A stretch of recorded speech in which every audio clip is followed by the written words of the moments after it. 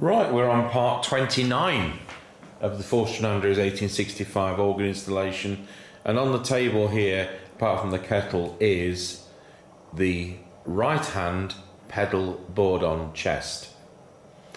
So your first two notes at the, that's the front, whoops, wrong way. So those first two at the front will point to this piece of doweling, is where the bottom two notes on this side of the great open diapason live. So it's conveyed, it's simply conveyed from the soundboard to here. There's no works, it's just a convenient place to put those two pipes which are too big to go on the front.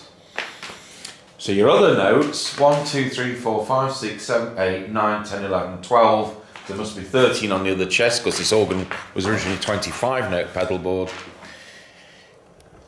They sit on this pneumatic operated chest, and I've never seen anything like this, but then I've not seen pneumatics as early as this. So yesterday, before I finished in here, this is why this doweling is in my hand. I was filling in these holes. There's 4 holes there which looked a bit too big for my liking. So we filled them in with timber, glued in, and then when we start screwing other things to it, well, they're going into new wood, aren't they? So we're not having problems with screw stripping. And the other chest for the other side is leaning against the wall there, and I took the opportunity to fill some of those holes in as well. So the thing to do today is we're going to be painting this back in black. We'll clean all the crud off it first. And I'm going to show you these pneumatics. And I'm surprised that they look to be in fine condition, because while these have been in store, this chest has definitely had mice in it. The other one not so. So this battery's about to go flat. So I've got the bottom off, the bottom being this part. This has the pneumatic motors on it. And I've tested each one of these with the vacuum cleaner just to check there's no holes. And it's absolutely fine. I've got no pressure loss whatsoever. And I'm surprised because it's definitely had mice in it and we've had to clear up that kind of mess. Obviously this is all being cleaned. So you've got these pallets just like you would have on a normal soundboard, and I've not seen an arrangement like this. So there must be a labyrinth of channels inside there which convey the air from these pallets down to the pipes which you want. But there's 2 real big cock-ups here which we've got to do something about. I was expecting to have to repallet this, but it's not a problem. But this is a problem. You've got a screw hole here and it's broken out and it's no longer flat. It might be difficult to see on a camera, but if I move this screwdriver across, there's another one there. So we're going to have to sand that, fill in that screw hole, and make absolutely sure that that screw hole is lower down in the future. So that's the first problem. There are 3 broken springs in here. They're the original brass springs, and I've simply used brass springs that we took off the soundboard. We replaced all the soundboard springs with steel ones, brand new. This is really easy to get to. The faceboard is at the front of the organ, right behind an access panel, so if a spring broke, we could change it. But I'm not expecting a spring to break, despite these being 1865, and I'll tell you for why. With it being pneumatic, the machine is doing the work. On the tracker action organ, the organist is doing the work. The organist is pressing those notes, and it's, you know, heavy action, and you're doing trills and fast moving things. On the pedal section, you're not normally playing as quickly. And every single time you press a note, the machinery is doing the operation of these pallets. So it's a bit like having power steering on a car, isn't it? And it's going to be, or an automatic gearbox on the car. The automatic gearbox is going to protect the engine, and you'll be less likely to thrash it as much as you would with a manual. So you can see this has had different screw positions, and we've got to do something about these different screw positions when we put this faceboard back together. I think we're going to fill all these in again with timber, probably fill in the faceboard as well, and re-drill the whole thing for smaller screws, because they're obviously too wide and they're breaking it out. And when we've done that, we're going to take it apart. When we put that faceboard back on, we're going to take it apart and make sure that we haven't got any cracking like that, because that is a wind leak. So on a pipe as big as these, it's not going to whimper, but nevertheless, it's a wind leak, and it's a wind leak we could do without. So I'm going to look into this. I have no reason to repallet it, but I'll prop the pallets open, we'll get some sanding in there, and we'll take it from there. So if we fast forward about 90 minutes, I've actually cleaned the sides and the bottom with hot water. Again, this is whitewash, which they put colour in. I don't think it's distemper, I think it's whitewash. And it comes off when you lean on it, so that really is indicative of whitewash. Probably got a high lead content as well. So what I've done is to sand the damage there and fill all these holes with wood, and the one under there. That one under the vice clamp is the only thing we've got with 4.5 inch jaws. Believe it or not, I haven't got any G clamps or G cramps. For some reason they're that size. Anyway, that's clamps, we'll look at that tomorrow. And I've put the wedge of wood back in with PVA adhesive rather than the animal glue which we usually use. That was breaking through the side. And so what we're going to do, we're going to re-drill the faceboard, and we'll do it with a 3mm or 1/8 of an inch bit, so I can see where the screws are going before going in with the number 12 screws. So what we need to do now is, there isn't really a crack there. No, there's no crack there, but there is there, and there is there. And that, if you've got this full of compress there, which you have, the air can get into these cracks, and although it's not going to cause the notes to whimper because they're so big, it is a loss of wind. So what you do with cracks is we've got heel ball, which is a cobbler's wax. This one I think is astral wax, and isn't the Yankee wax as well. What traditionally you do is this melts with a candle flame. And so you're going to get this on such an angle that you can get the candle flame and get it to drip in, then you sand it over, and that infills it. What we do normally is to use a cordless soldering iron, but the only cordless soldering iron we've got is high quality, and I don't want to have to buy another bit when it's only 3 bits of cracking to deal with. So I haven't got any candles here. I'm going to try and see if we can use the blow lamp. Don't try this at home.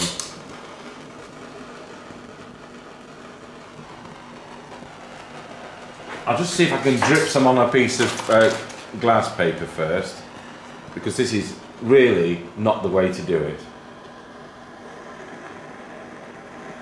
Yeah.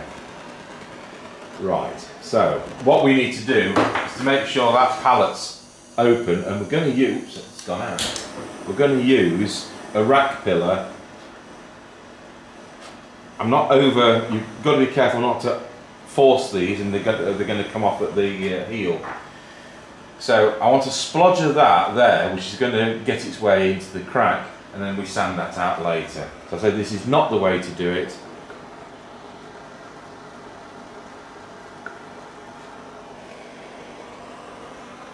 I think I'm setting fire to the thing rather than doing the job.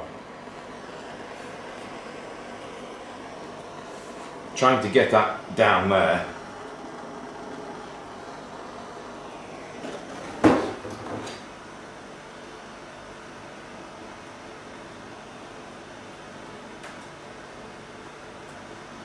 Just give it one more go.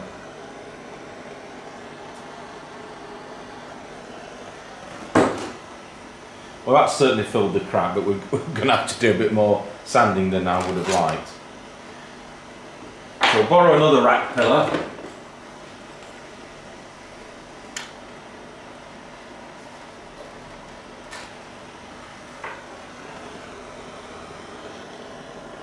Might be a bit easier on this one. Straight in. I'll do the third one when I can take the clamp out. So not the way to do it, but it's the correct, and the result will be fine. So that now fills the gap.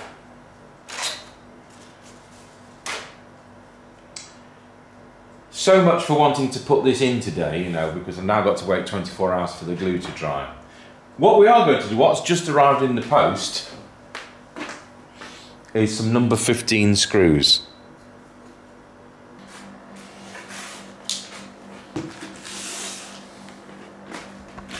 So let's see whether this cures the problem. The great wind trunk, the screws I put in it I think were number 12s, and they weren't big enough, because unless you note the gauge of every screw you take out of an organ, if you've got all the time in the world, you could say that screw came out there and it was a 1" 8, that screw there was a 2.5" number 14. You could do that, that'd be great. But there isn't time, you're having to take these organs out in a day. This one was 2 days. So when I came to look at screws of the kind of size I wanted, I've got a number 12, a number 14 and a number 15. I think there's a number 16 as well. Now, did I say that right? Number 12, number 14, number 16. What I wanted was 15. Well, I've never even seen gauge 15 screws. So anyway, I went on eBay, and for an arm and a leg, somebody has sent me, I think it was about 12 quid for 6 screws. But if they've got them and I haven't,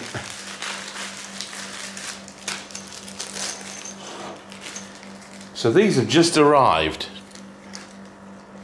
And I'll tell you what we're going to do before I show you where the mice have been into this Bourdon chest.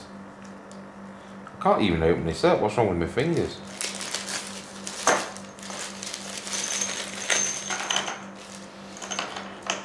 And these are new old stock.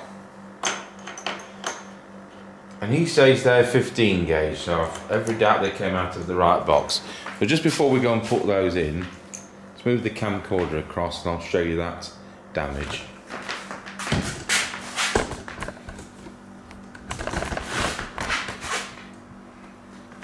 So where you've got the heels of the pallets, you've got the heel guard. I don't like the way they've nailed it in. We would always screw that in, but it's not going to get changed. You can see mice have been in through the hole where the wind trunk goes, and they've eaten away. They love the glue, you know. They've eaten away the back of the tails of the pallets, and they've also eaten away just there. But in actual fact, it doesn't matter. So I'm not going to repallet it because of a bit of that damage.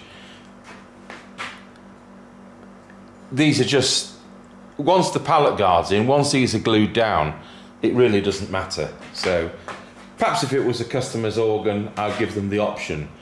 But you know, you're looking at a good 100 quid to repallet it. So we will keep that as it is. It won't matter. It's just a matter of cleaning the mouse poo out, which we did. Right, we'll take the camcorder over to the other side of the organ and we'll put these in. So when I put this trunk in, I realised that the screws weren't the right screws. So it's something which needed addressing before we blocked it in with the base pedal chest. This is the base end, and we're working on the treble end chest. So having taken the screws out and having ordered and now got these number 15s, 2¼ inch number 15s, hopefully these will be the right screws. So as ever, the screws are greased.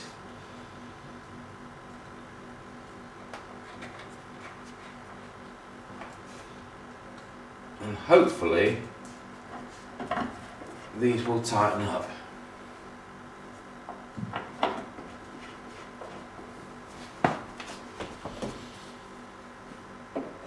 So I've not been able to put the wind on until these came, otherwise it would have certainly come out quicker than it would go in.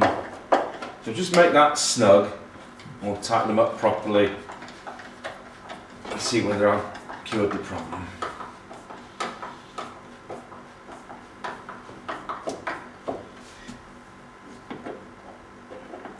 This is already going to be tighter than what it has been. I'll just put the two which are probably off camera in.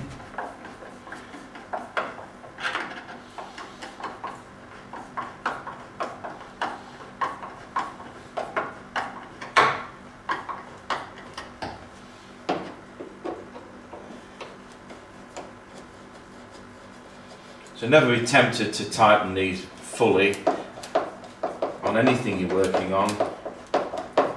If you've got things which are long, you start in the centre and move outwards, and then when you've got them snug, you tighten them properly.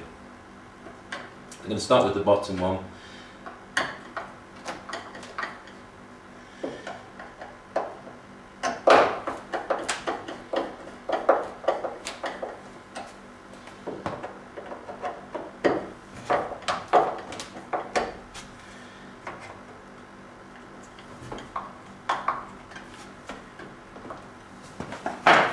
Right, I'll put the wind on if there isn't a leak at the other end where I've been doing the Bourdon control valve.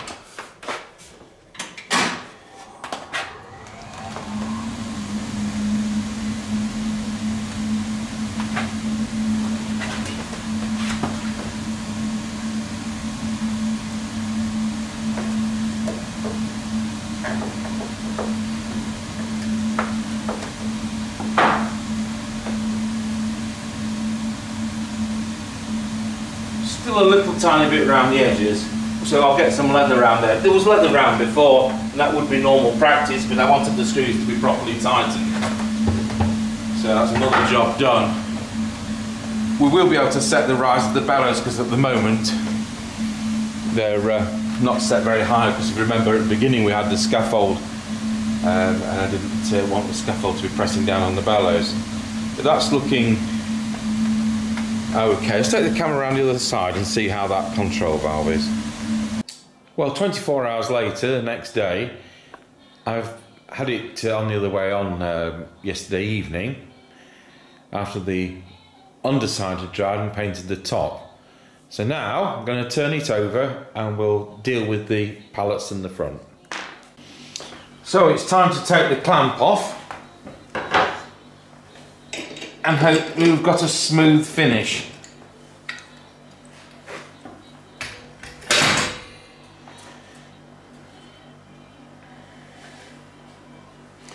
You know what we have?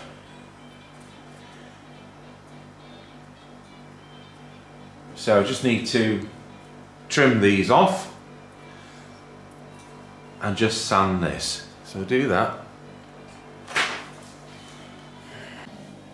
Right, so we've sanded all this, and we've sanded where the heel ball has been put in. And this one at this end, we filled this with glue rather than the heel ball.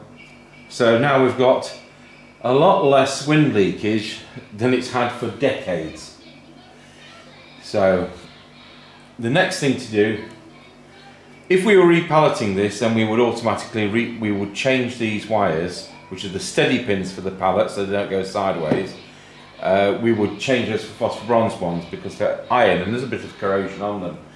But seeing as we're not changing the pallets, we're going to put some grease on them. So I've just put a bit of ordinary car mineral grease between my fingers. I'm just going to get that onto those steady pins.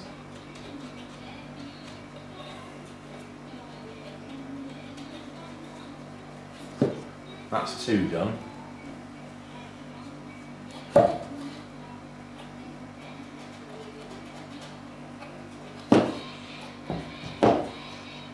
I'm just wanting this at the bottom, and then I'll do the tops from the top.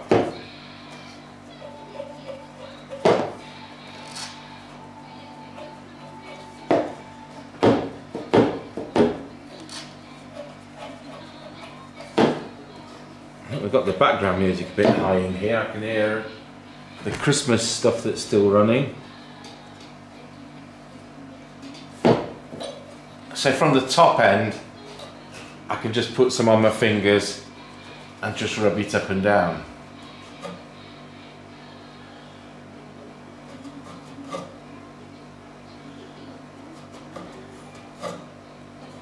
What we don't want is any grease on the leather of the pallets. So you're going to lift them like I just did. You've got to be very, very careful.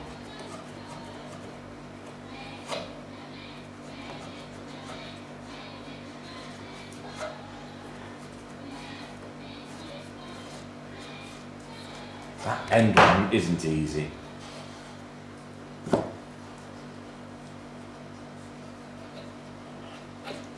There, that's another process done. So I'll find a cloth to wipe my fingers on. And the next job is to put the pneumatic deck back. And whilst I've got this way on, did I clean that? I don't think I did. I ran the vacuum over. Yeah, we definitely vacuumed it. I'm really surprised I didn't have to change these.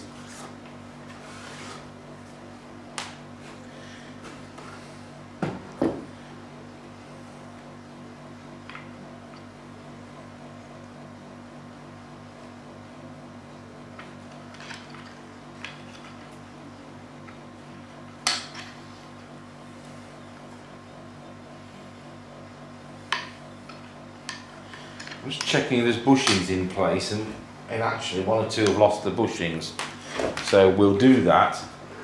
Now I'm not going to, I don't think I've got to glue them in on these. It's just a matter of putting a lozenge of baize cloth in there, and that's what we'll do. Some of them are looking a bit ropey.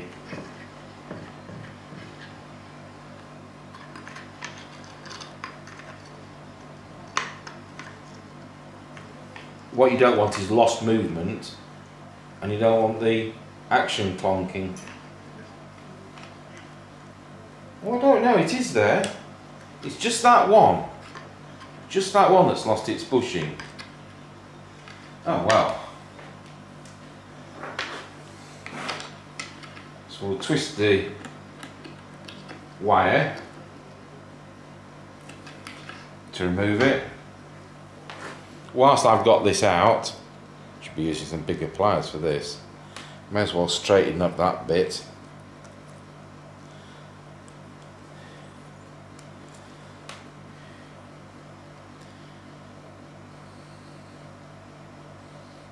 You know what? I'm gonna change all these for phosphor bronze. Yeah, because this wire. Oh, I don't know. They are phosphor bronze. They are phosphor bronze already. Yeah, that's fine. I'm thinking aloud. Right, I'll fix that and I'll put some lubrication on these. So what I've done there is to put a lozenge through of cloth. This is the blue cloth which we happen to have kicking around, which came from an amusement hall when we were recovering billiard tables.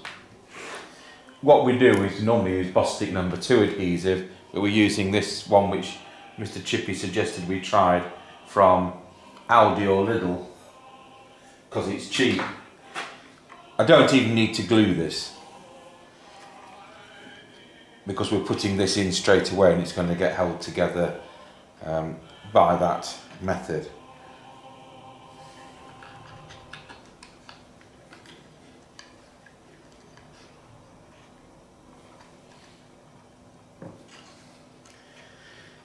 fact, that's, yeah, that goes in there,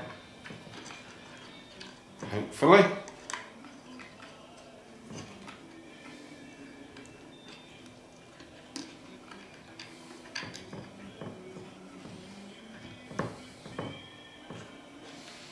To be honest, it needs opening up a bit more because we've now got the thickness of the cloth.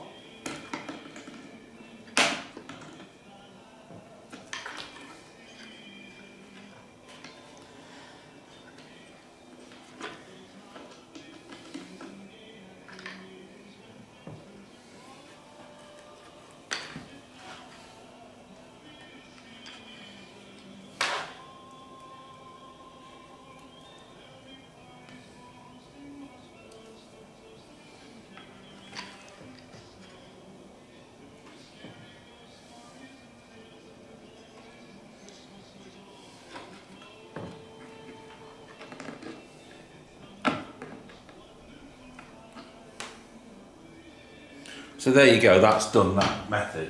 The alternative method is how you've seen us do the other bushings, putting leather through and using the bushing pliers. There just isn't the clearance. These would have to be taken out, and we'd have to probably put new eyes in. So I've done that method, which is just as satisfactory, but different. So they're all lubricated. Now it's a matter of putting it upside down and coupling those wires onto the pallets. So pause the video. Right, they're all in, and you can see they will now operate from the motors. So we'll now screw this down. For some reason, I've had to go looking in the screw tin for 2 screws. Now I don't remember there being any short, so I don't know why we've got 2 missing. I think they're number 12, so not anything scary. And I've overhauled all the screws, so we've lightly filed the heads. So 20 hours of work later, we've got the pedal chest in on the right hand, or what's known as the C-sharp side. So this is what I've done. So you may just be able to see the faceboard there. Those bits of doweling with insulating tape shoved on them are to stop the notes from, because it's pneumatically operated, to stop the notes coming on their own when we put the wind on. So removing one of those pegs and the note will play. It's exhaust pneumatic action. So I've put the stay in this afternoon. So if we can just see up there towards the right, and I've put the first organ pipe in for the pedal properly, because there's another one lurking up there, but it's only lurking up there, and that is F. So it's the C sharp side, so it's every other note. So it's C sharp, D sharp, F, G, A, B for 2 octaves, because it was a 2-octave pedal board originally.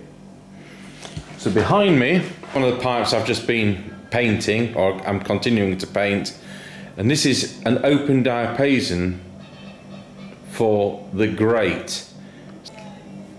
The bottom 4 notes are wooden pipes inside the organ, and they just sit on the pedal chest, but they're connected by conveyancers, which I'll show you.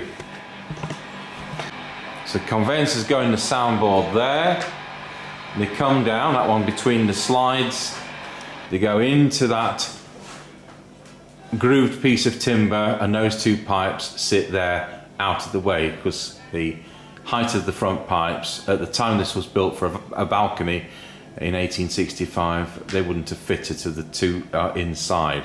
And this is one of the things which the history books say about this organ. You can't tell when you go from these 4 wooden internal pipes to this side to the other onto the front pipes, which are all speaking pipes on this organ. The bottom 6 are going to have to go into leads for the pipe makers to look at. There's some dents and that. So this is the chest, as you remember, funny shape, and that is the first pipe we've fitted, and onto its stay up there. And this one is the pipe we haven't fitted, but have just shoved in the hole, and that's the top note on this side. To get this chest in, I had to take the these final front two lever arms out. So let's have a look underneath if I can. I don't know how we're going to do that with this tripod. So that control valve, you can no longer see it because there's a stay there in the way. Oh, you can't see that either because it's too dark. Okay, so the control valve, which you know goes down there. So we've got the two trunks, the one going in from the bellows into the bottom trunk that goes under the bellows, so the wind gets to the base end of the pedal board on chest, and this angled trunk goes up into this right hand or C sharp side pedal board on chest. On top of that, we've overhauled, temporarily shoved up there on top of the great upper board nearest the passage board. You'll see we've got the extra auxiliary chest with 5 notes. So I've had that apart, repainted it, dealt with the screws, checked all the pneumatics, everything's working. That's 1920. It's been added onto this organ to expand it from 25 note pedals to 30 note pedals. Now I was going to fit that, and it goes there in that space. That and that are 2 of the screw holes. It's winded, in other words the conveyance which supplies the wind from this chest. There's a hole underneath which I've kind of bunged up with a rag at the moment. I cannot find the conveyance or the wind trunk. I've got 2 likely culprits and neither of them appear to fit, so we'll have a look into that. If we've lost it, we'll have to put a flexible one in, but we'll have a look further. So I think we'll power it up. Right, so that's the wind on, so we'll now pull out the stop. Bear in mind there'll be some wind leaks on here. There's a blooming great massive one somewhere. What's happened there? Right, I've taken the rag out for the hole for the little 5 note chest, so let's try again. Okay, so now activated that. So what I'm now going to do, we'll see if we can find either of those 2 notes. This is going to be a laugh. So I'll take these pegs out.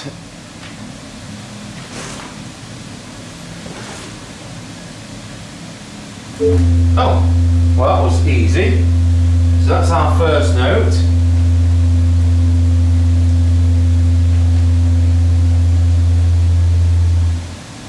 And let's see if that's the top note.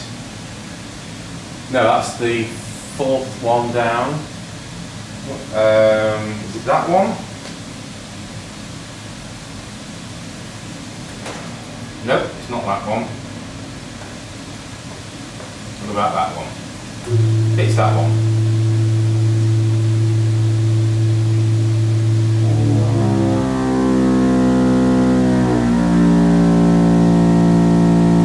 The action won't do that, you know, when it's finished. That was the action, not the note.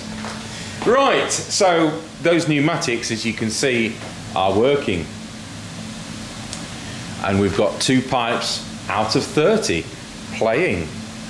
So I've not touched the pedal board, we've not touched a touch box. The touch box is what the pedal board actuates to make the notes play. So it's got valves in it, which are obviously not an exhaust pneumatic action, are going to release the pressure from the pneumatic action, the equivalent to me taking those pegs out. Now we've got some of the original composition lead tubing, and I think on this chest we'll probably use the combo tubing to the,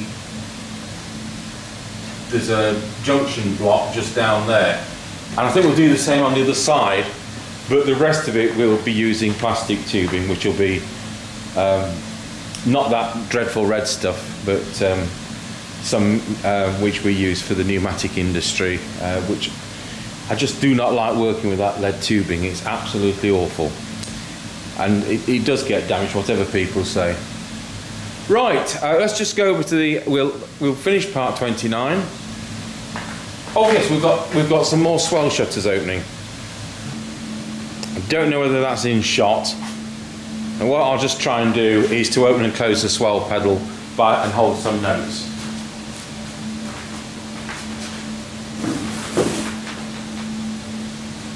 So I think we've got 4 shutters working out of 6.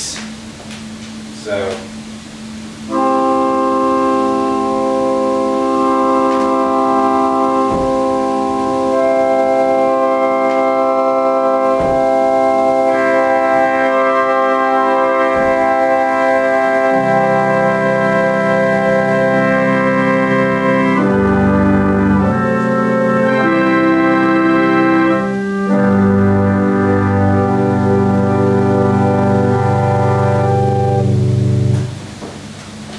there you go, the swell box will be a little bit more effective than that, but that's very nice when I get all the pins bent and inserted. And finally we'll just show you what I've done down there. So that's where the trunk goes under the bellows, that with the blue cloth on it. So you've got the trunk, the blue cloth, a piece of timber and 2 cordless drills to weigh down that piece of timber, because obviously when I pull that Bourdon stop out, the wind flows into that trunk and out through that rectangular hole. So just temporarily blocked off. We'll just finish that right hand side, and it'll be a matter of getting the panels in and spraying the front pipes for that section, and then we'll worry about this side. So all I've got to do is find where have I put the trunk. So that's what I thought it was, but it doesn't fit. So thank you for watching part 29 of the Forster Andrews 1865 organ restoration and installation here at Tango Towers Chapel.